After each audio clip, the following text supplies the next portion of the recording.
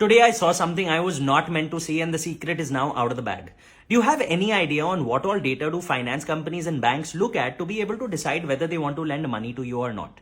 Today I lay my hands on one such credit evaluation sheet which is supposed to be confidential, and I saw this company was using a metric to decide on your business as well as the founder.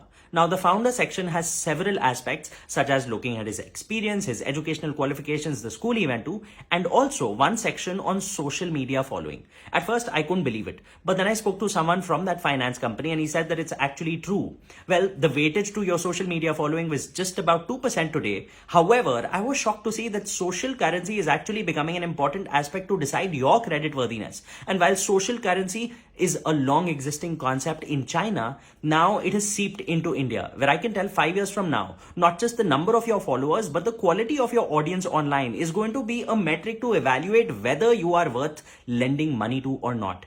A lot more details in the description. Share it with someone who may need it.